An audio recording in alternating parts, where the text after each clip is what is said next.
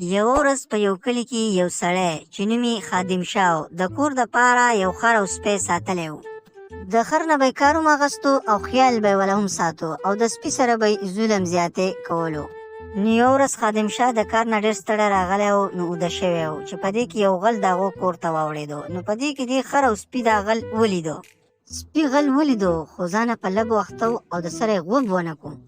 نو خر ورته ووی یلکه مولا دې په کپرې کاڼې راخلاص کړه.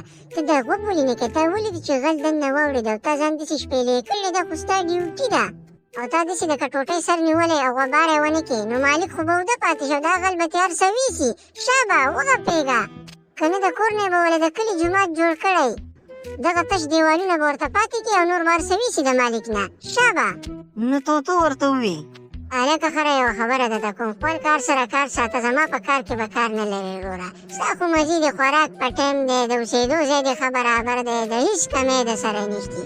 خو ما له دا نیک خادم شاه استاد چې کوم دی روټۍ بې ټایمه راکوي، وهي ټکوي مې، زه ستا خیال ساتم، د هغه د کور خیال ساتمه او ما له په دې کې هم سهارنی خوراک راکړي او کله راکړي او کله نه، او په دې کې مې هم وهي ټکوي. نو زه لیونی یم چې راپای سومه، پرېږده چې د هر څه تې ویسي د کور نه وله د جلاله جومات جوړ کړي.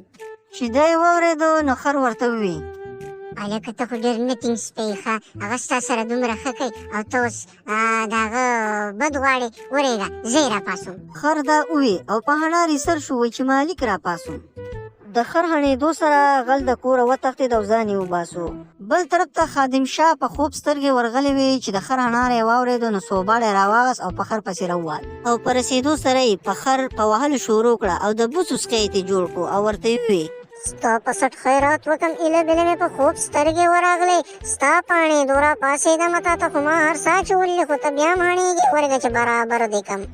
نو کله چې خادم شاه د خر نه په وهلو د بوسو سکی جوړ کړو نو لاړ تې. نو طوطو خر ته بیا ووی یاره ډېر خوند یې وکړو، بیا کې که نه؟ یاره طوطو ستا خبره صحیح وه ښه، یاره خپل کار سره کار ساتل غواړي. ګوره خادم شاه سره ما ښه کول او هغه زما نه په والو د اپیمو پیړه جوړه کړه وروره، او دې غل ته دا هر څه وړی وی که نه، او د کور نه وله د جلاله جومات جوړ کړی وی که نه، ډېر خوند به یې کړی. نو د دې نه په اخوا بیا خر د چا په کار کې کار نه لرو. نو ولیدو دوستانو چې د هر انسان خپله ذمهواري، څوک چې د بل ذمهواري خپل په سر کوي نو بیا یې د خر په شان حالي. نو پلیز زموږ چینل لایک او سبسکرایب او فل سپورټ یې کوئ.